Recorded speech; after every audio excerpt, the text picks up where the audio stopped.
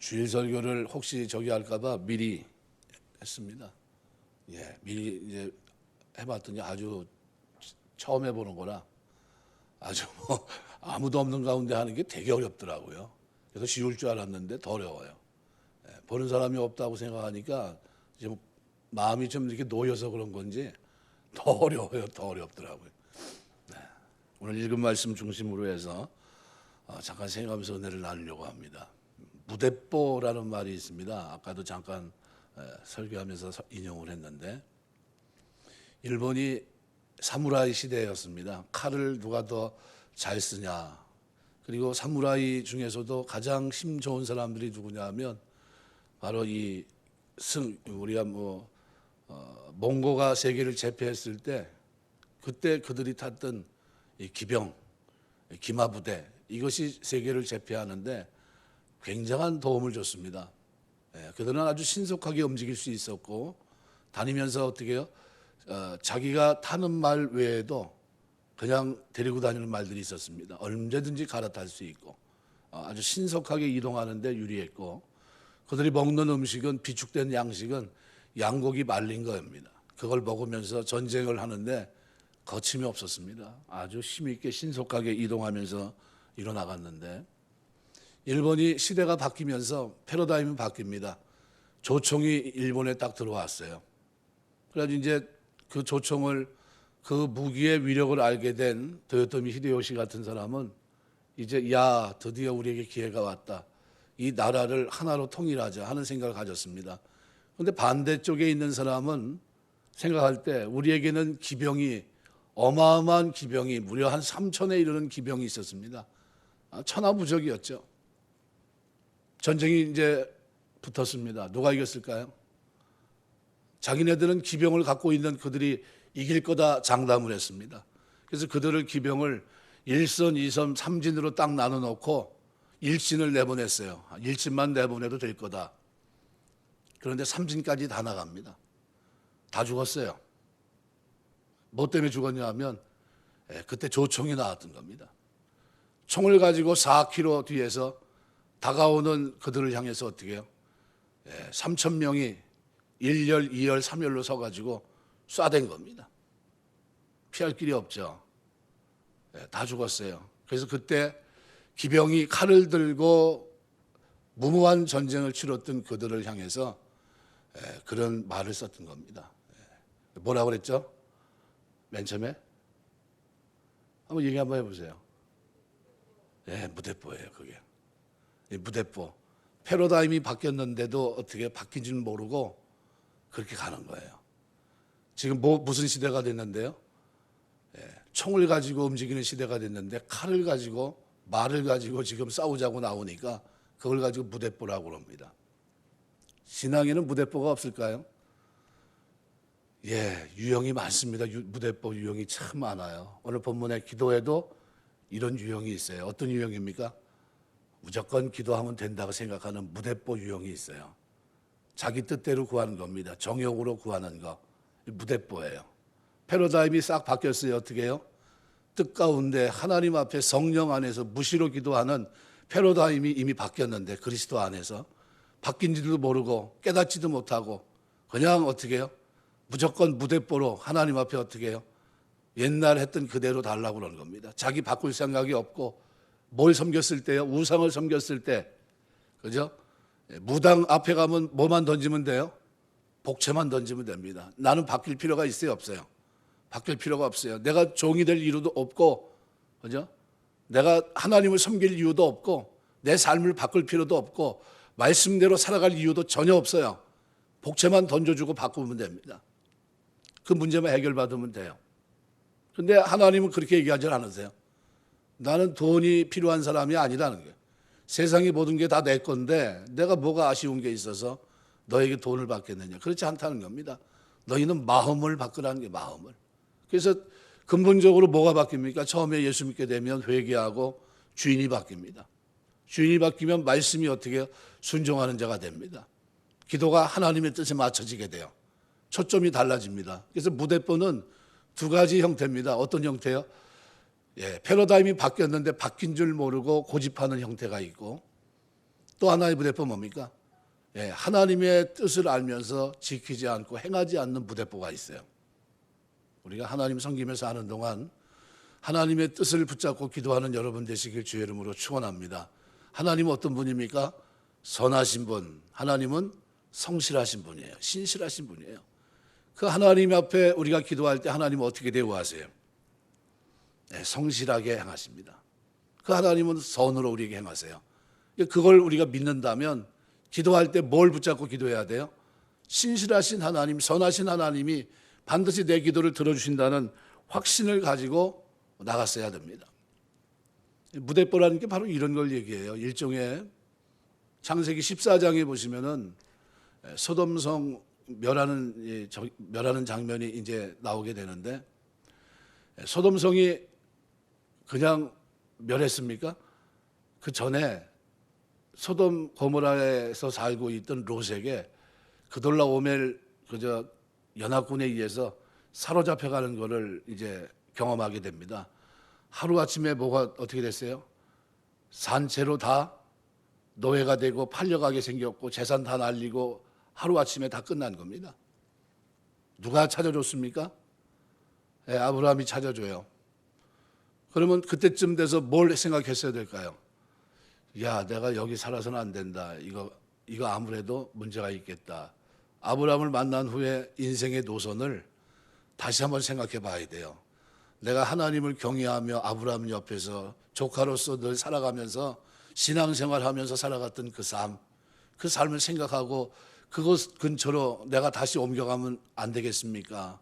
내가 보니까 이게 재산이 많다고 이게 사는 게 아닙니다. 네, 여기는 어때요? 신앙생활 하기가 대단히 어렵습니다. 쫓아갔어야 돼요. 그런데 기회를 어떻게 해요? 잃어버립니다. 귀를 닫아버려요. 그리고 난 후에 얼마 있다 어떤 사건이 벌어집니까? 소돔 고모라 성을 멸하시겠다는 거예요. 천사를 대접했고 대접받은 천사가 비밀을 알려줘요. 이제 저 성은 하나님의 심판을 받을 거라는 겁니다. 근데 뭐 있을 수가 있어요. 그런 얘기가. 아이고, 어떻게 그런 일이 일어날 수 있을까? 그런데 어떻게 해요? 결국은 그와 같은 일이 벌어집니다. 실패하고 말아요. 롯은 어떻게 됐습니까? 예, 그냥 자기 생명만 두 딸과 함께 간신히 목숨만 건지고 말아요. 신앙생활이 어려운 환경 속에서 고난, 환란이 일어나면 어떻게 해요? 좀 생각해 봐야 되는데 생각을 합니까? 안 합니까? 생각을 안 해요. 무대뽀예요. 그냥 또 다시 원위치예요. 원위치. 개가 토한 것을 도로 먹는 것처럼 원래 상태로 다시 돌아갑니다. 소돔성에 다시 주저앉아 버려요. 그리고 하던 일 그대로 합니다. 결국 어떻게 됐어요? 망하고 맙니다. 그래서 하나님의 심판의 사인이거든요. 곧 여기가 망한다. 너 이렇게 살면 안 된다. 이거 세상 것 아무것도 아니다. 하나님 중심으로 사는 것이 중요하다. 그걸 가르쳐 준 건데, 그런데 그걸 깨닫지 못했어요. 구약에 이런 사람이 한 사람 더 등장합니다. 발람이란 선지자예요. 누구보다 하나님을 아는 것 같았고 하나님의 계시를 전달한 위치에 있었고 선지자라는 이름도 들었던 사람입니다. 그런데 그가 하나님 앞에서 가지고 있는 이 욕심은 그의 생애를 무대뽀 인생으로 만듭니다. 하나님 앞에 어떻게 살아가요? 뭔가 하나님 모르게 뭔가 좀 재산을 좀 축적해야 되겠다 하는 이 욕심을 가지고 부단히 어떻게 움직여요.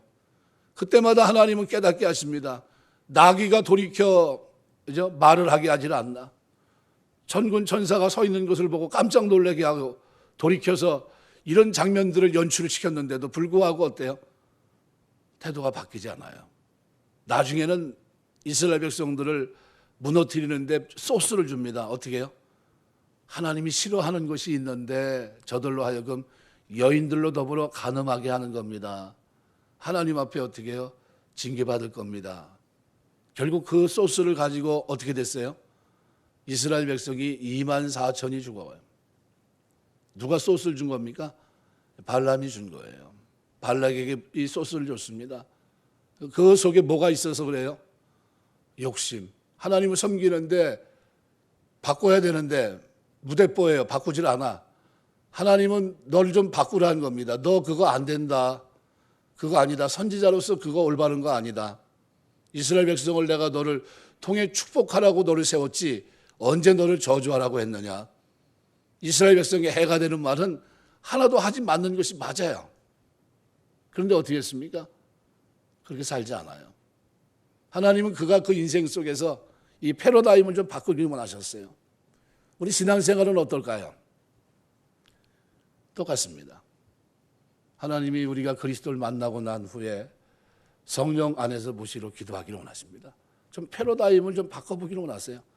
지금까지는 내 생각, 내 방법, 내 요구, 그죠? 그것만 하나님 앞에 구했지만 이제는 어떻게 해요? 이제 하나님의 뜻을 가지고 구할 수 있는 사람이 되기를 원하시는 겁니다. 그래서 우리가 그런 의미에서 진리는 말씀 앞에 순종하는 이 진리는 너무나 중요합니다. 그리스어로 아레데이아라고 하는 이 단어인데 아라고 하는 부정어하고 레테라는 단어가 합성어가 되어 있는 겁니다. 레테는 이게 뭡니까? 돌아오지 않는 강과 같은 거예요. 쉽게 말하면 망각의 강을 뜻하는 레테, 망각의 강을 거슬러, 레테의 강을 거슬러 올라가는 운동. 이게 뭡니까? 기억이라는 의미입니다. 기억. 이 진리 안에 뭐가 있어요? 기억. 기억이 있는 게. 망각이라는 게 뭡니까? 진리를 잊어버리는 거. 물론 잃어버리는 게 굉장히 중요합니다.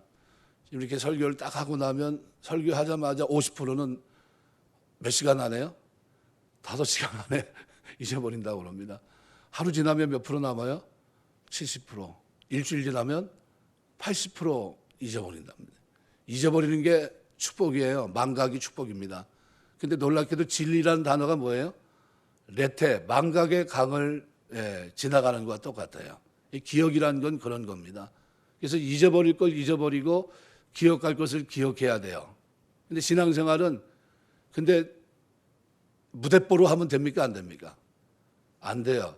잊어버려야 될 것은 잊어버리고 잊지 말아야 될 것은 기억해야 돼요. 그게 진리입니다. 그런데 잊지 말아야 될 것은 잊어버리고 잊어야 될 것은 잊지 않고 있으면 그 뭐가 돼요? 발람이 되는 거예요. 발람. 무대뽀가 되는 겁니다. 무대뽀가. 말려도 뭐 고집이 보통 센 게 아니에요. 사람만큼 고집 센 사람이 없어요. 절대로 못 갚습니다. 자기도 자기를 못 이겨요. 여러분을 이기고 다스릴 수 있는 사람이 세상에 존재합니까? 없어요. 나도 나를 못 이겨요. 정욕이라고 하는 것은 그런 겁니다. 그래서 오늘 본문에 싸움과 다툼, 싸움이라는 것은 말 그대로 군사용어입니다. 집단 사이에 일어나는 대규모 분쟁, 전쟁을 의미합니다. 다툼이라고 하는 것은 어떤 논쟁을 말합니다. 뭐 시비와 분쟁을 개개인의 어떤 논쟁 이런 것들을 집합한 그런 얘기입니다. 이거 두 가지 얘기는 뭐냐면 사회적이든 개인적이든 모든 분쟁과 다툼의 궁극적인 원인은 바로 인간관계 속에 있는 욕심 때문이라는 거예요. 그 욕심에서부터 시작된 무대뽀라는 겁니다. 이 욕심이 나를 어떻게 해요? 그런 사람이 되게 한다는 겁니다. 진리를 거스려서 살게 하고 그렇게 살면 안 되는데 하나님의 뜻을 기억하고 생각하고 뜻을 붙잡고 기도하고 하나님의 뜻을 구하고 해야 되는데 그렇게 살지 않고 그 욕심이 나로 하여금 정욕적인 것을 구하게 해요. 거기에 정진하게 합니다. 거기에 내 생명을 다 걸어요. 거기에 세월을 다 어떻게 소진하고 말아요. 욕심이 그만큼 무서운 겁니다. 그 욕심 때문에 결국은 어떻게 돼요? 망합니다. 발람 같은 사람. 부정한 거예요. 그리스도인들은 그래서 모든 것을 바른 관계에서 하는 법을 배워야 됩니다. 내가 무엇을 얼마나 많이 하느냐보다도 얼마나 바른 관계에서 하고 있느냐 이게 중요해요. 그래서 신앙생활은 뭐라고 그랬습니까? 내가 누구와 관계하고 있는지 이걸 알아야 돼요. 그게 누굽니까? 하나님과의 나와의 관계예요. 이 관계 속에 누가 껴 있어요? 그리스도께서. 그 관계 속에 누가 계십니까? 성령께서. 성령께서 우리를 어떻게 해요? 하나님의 종으로 살아갈 수 있도록 우리에게 은혜를 주십니다. 이 은혜는 어떤 은혜예요? 무대뽀로 살지 않고 패러다임에 적응하고 순종하고 그 하나님의 뜻을 붙잡고 기도하고 살게 하는 이 축복이 우리에게 있는 거예요. 우리 신앙생활이 이런 신앙생활 되시길 주의 이름으로 축원합니다. 이게 돼야 돼요. 이게 안 되면 뭐가 됩니까? 그 다음서부터는 나 좋을 대로인데, 나 좋을 대로. 누가 뭐라고 나한테 뭐라고 그럴 거야. 내가 욕심을 가졌다는데, 저 사람이 뭔데? 하나님이 뭔데? 이렇게 돼요. 그래서 이런 사람들이 나중에 부하게 되면 어떻게 해요? 잠언의 31장 기록한 대로, 아굴이 기도를 하죠. 뭐라 기도합니까? 나로 부하게도 마옵시고, 가난하게도 마옵소서. 부에서 하나님이 어디 있냐 말하지도 않게 하시고, 가난해서 하나님이 어디 계시냐 말하지도 않게 해달라고 기도합니다. 지혜로운 기도예요. 지혜로운 기도. 우리가 살아가면서 하나님의 존재를 인식하고 그 속에 있는 나, 그와 관계 속에 있는 나를 생각할 수 있다면 이 사람의 신앙생활은 불보듯 뻔합니다. 성공적인 신앙생활이 될 수밖에 없어요. 왜요? 망각의 강을 거슬러 올라가면서 그는 진리를 붙잡아야 된다는 것을 압니다. 인간은 약하기 때문에 곧 하나님의 뜻을 다 잊어버릴 수 있다는 것을 깨닫고 무조건 어떻게 해요?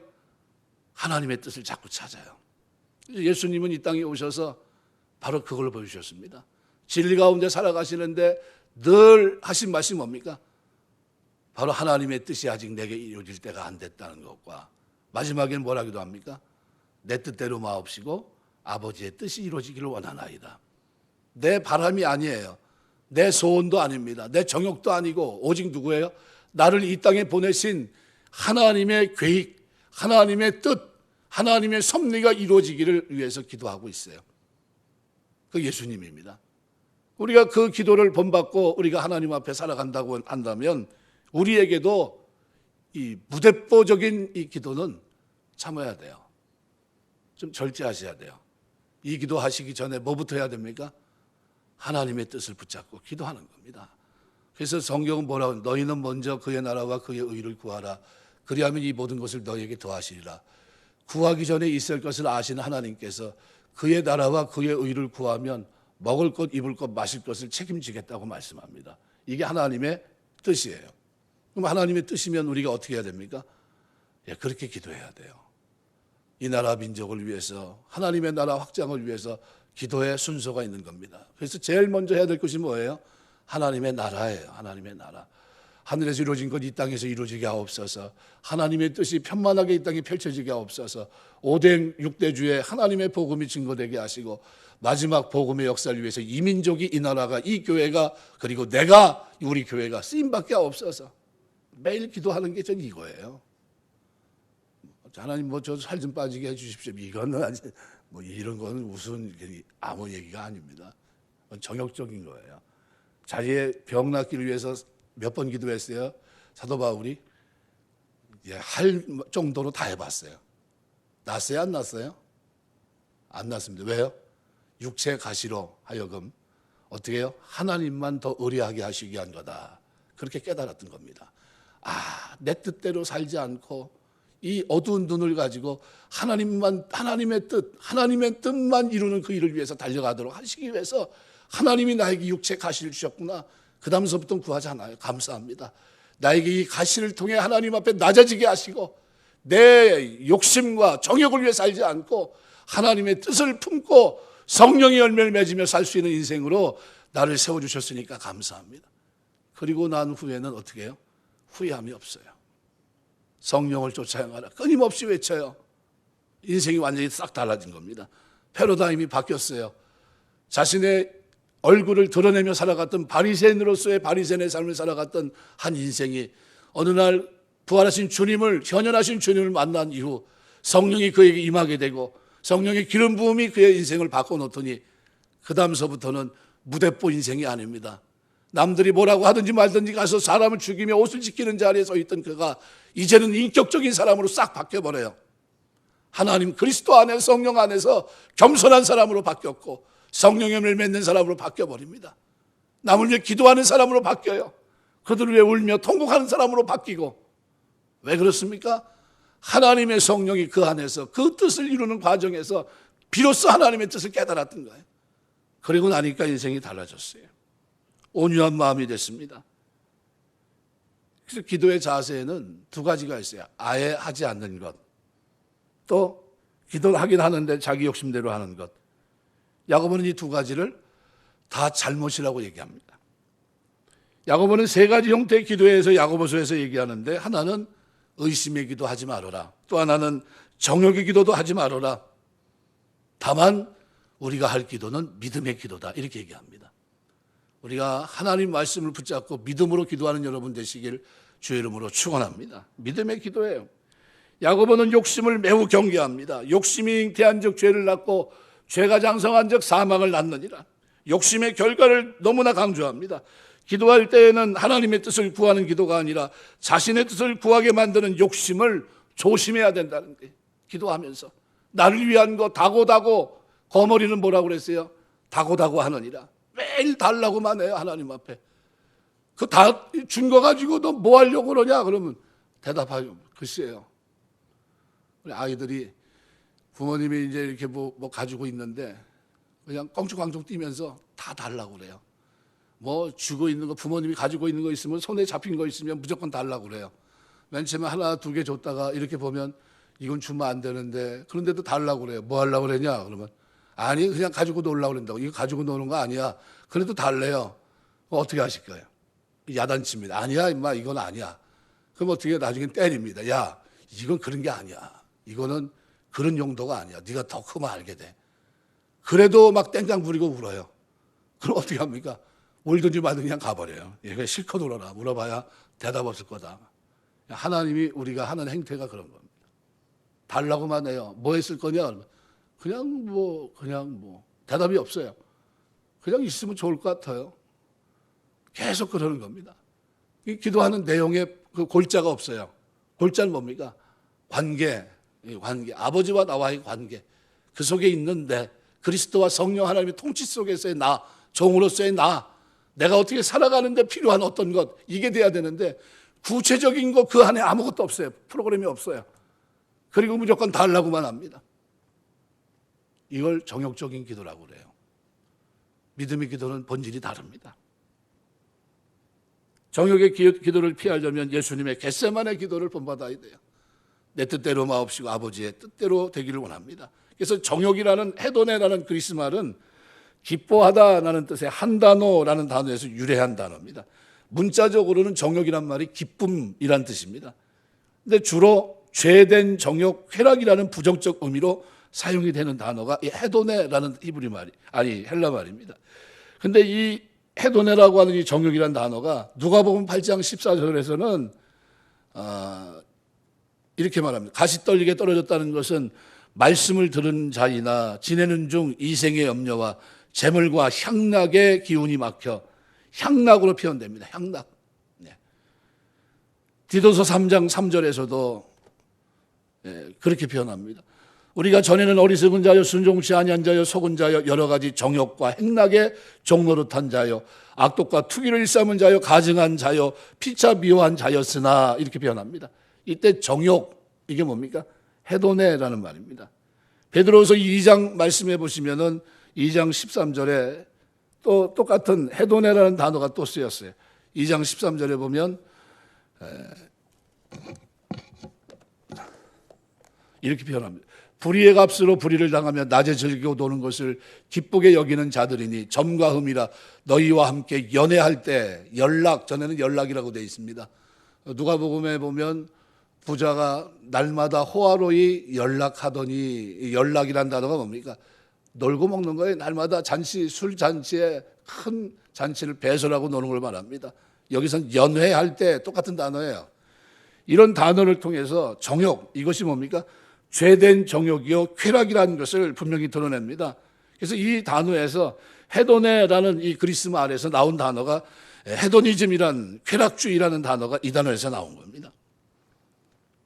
기도하지 않는 것도 잘못이고 잘못 기도하는 것도 잘못이에요. 둘 다 문제입니다.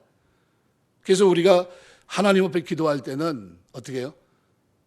분명히 하나님의 뜻을 구하는 기도를 드려야 돼요. 그래서 칼빈이 기도를 정의할 때 뭐라고 했다고 그랬습니까?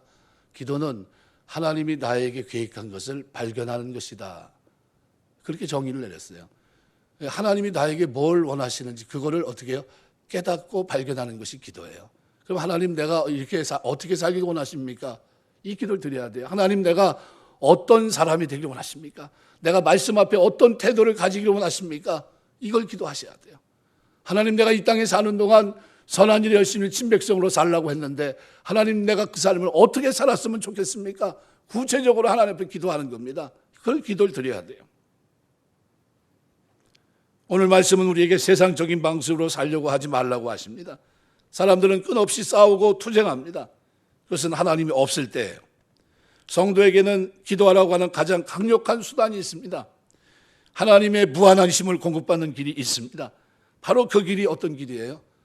기도하는 길, 욕심을 이기는 길. 그래서 그 이기는 장면을 성경에서 보여줬는데 바로 창세기 26장에 이삭이 우물을 팠는데 빼앗깁니다.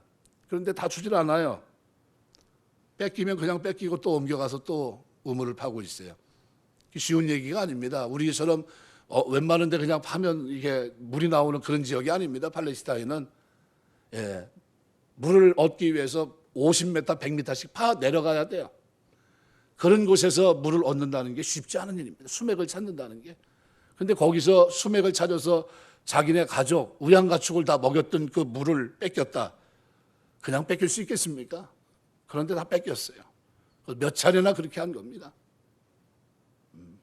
벗어나지 않고 하나님 울타리 속에 있는 이삭을 하나님이 100배의 결실을 얻게 하시는 역사를 하나님께서 보여주신 겁니다. 그래서 아브라함의 조카 롯과 분쟁이 일어났을 때 아브라함은 어때요? 서슴지 않고 목초지를 양보합니다. 이삭은 블레셋 사람과 우물 문제로 분쟁이 생겨서 여러 번 그들이 와서 우물을 메워도 싸우지 않았습니다. 왜요? 욕심이 없으니까. 다른 곳으로 이동합니다. 야곱은 계속 다른 곳으로 이동하면서 우물을 팝니다. 파는 곳마다 우물이 나와요. 왜 뭘 버렸으니까? 예, 욕심을 버렸으니까. 그리고 또 하나는 뭐예요? 하나님이 어디로 내려가려고 하는 거? 애굽으로 내려가는 것을 먼 내려가게 하셨어요. 그런데 어떻게 했어요? 순종합니다. 하나님 뜻이 뭐예요? 가나안을 벗어나지 말라는 거예요. 가나안을 벗어났어요? 안 벗어났어요? 벗어나지 않았어요. 그랬더니 하나님이 어떻게 해요? 하는 것마다 되게 하세요. 하는 것마다. 뭐 하니까요? 내 뜻대로 살지 않고 누구 뜻대로 사니까? 하나님 뜻대로 사니까. 될 것 같지가 않은데 되는 거예요. 이상한 일이에요. 파는 것마다 우물이 나와요.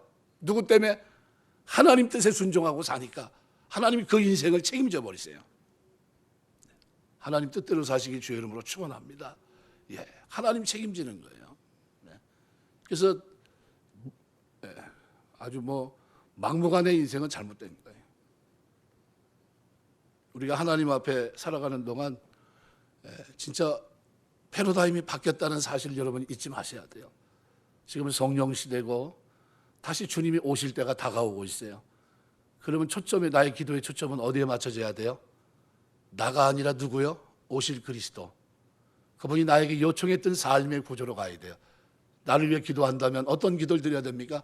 경건함과 거룩함을 가지고 주의 나라가 임하기를 간절히 바라보고 사모하라고 하셨는데 하나님 내가 이 경건함에 참여할 수 있도록 거룩함을 이룰 수 있도록 나를 붙들어 주옵소서. 나를 만들어 주시고 하나님의 선함으로 나를 어떻게 해요? 다듬어 주옵소서. 기도하셔야 돼요.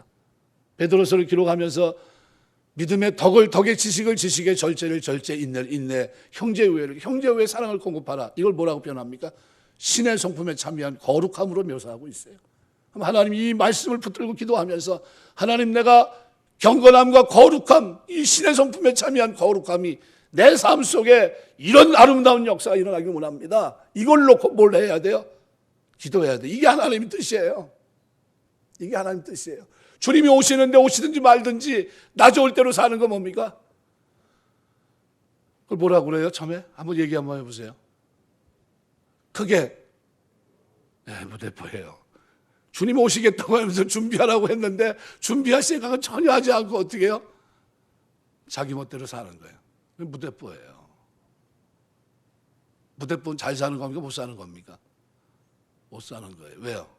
패러다임 바뀌었는데 성령 안에서 기도하면서 하나님 뜻 가운데 기도하고 살아야 되는데 경건함을 내 삶 속에 이루어야 되는데 그런데 내 멋대로 그냥 자기 좋을 대로 오시든지 말든지 난 지금 필요한 게 뭐예요? 먹고 사는 문제뿐이 없어. 이것만 되면 돼. 그리고 그냥 매달려 있으면 어떻게 해요? 그게 아닌데 하나님 뭐예요? 성령의 열매를 맺기를 원하시는데 성령의 열매 뭡니까? 인격이에요. 그리스도의 인격을 닮아가는 게 성령의 열매입니다. 그게 우리 속에 맺혀져 가고 다듬어져 가야 되는데 그건 어디 온데간데 없이 사라지고 예수 믿기 처음이나 예수 믿고 10년, 20년이 됐는데도 여전히 싸움판에서 싸움 잘하는 사람, 여전히 옛날 그 모습 그대로 교회는 다닌 것 같은데 그런데 뭐 바뀐 게 하나도 없어요. 천국에 대한 소망도 없고 주님의 부활을 확신하지도 못하고. 왜요? 바꿀 생각이 없는 겁니다. 그걸 뭐라고 표현합니까? 무대뽀예요, 무대뽀. 우리 신앙생활에 왜 이렇게 무대뽀가 많은지 모르겠어요. 이렇게 지켜보다가 저 완전 무대뽀다. 내 속으로 말하면은 그냥 그 사람이 상처받을까 말도 못하고 그냥 겉으로 이렇게 쳐다보면서 아무 말도 못해요. 그냥 쳐다만 보고 그러는 거예요. 무대뽀다 저건. 내가 속으로 그럽니다. 그러면 그럼 저를 향해서도 가끔 그래요. 너도 별반 다르냐 엄마. 너도 무대뽀다. 아주 너도 뺀질뺀질하잖아. 내가 속으로 그래요. 저한테 욕합니다. 저한테 욕 잘합니다. 제가. 너는 목사라고 하면서 그렇게 뺀질뺀질하냐 하면서 누가 자기 이름 놓고서 거기다 침 뱉었다고 얘기하듯이 저도 똑같아요. 별반 다르지 않습니다. 네가 성자냐 이러면서 네가 목사냐 하면서 내가 조롱할 때가 있어요. 내가 우리 다른 사람들이 보면 아주 조커를 잘한다고 막 이렇게 생각할 수도 있는데 왜냐하면 훈련이 잘 돼 있습니다. 저를 향해서 이렇게 조롱하는 듯한 저희가 멘트가 아주 많아요. 다양합니다. 말씀 맺겠습니다. 더 얘기하고 싶어도 10시가 다 돼가지고 망각의 레테의 강을 건너면서 우리가 하나님을 섬기며 사는 동안에 진리란 아레데이아라는 이 말은 그것을 부정하는 걸 잊어버려야 돼요. 뭘 잊어버려야 될까요? 무대뽀 인생이 되면 안 됩니다. 잊어버릴 건 잊어버리고 그리고 기억할 것은 기억하는. 뭘 기억해야 됩니까? 하나님의 뜻. 하나님 나에게 무엇을 원하는지 그 삶을 붙들고 기도하는 것. 이것이 그리스도인이고 신앙인입니다. 이렇게 나가면 하나님은 그 인생을 책임질 줄 믿습니다. 반드시 책임지시고 영혼도 잘 되고 육신도 강건한 가운데 그 인생이 보란듯한 인생을 살아갈 수 있도록 축복하실 줄 믿습니다. 그 은혜가 이 밤에 참여한 여러분들의 삶 속에 충만하게 임해서 여러분 기도할 때마다 하나님이 기뻐하시고 여러분을 만지시는 역사가 있게 되시길 주의 이름으로 축원합니다. 기도하겠습니다.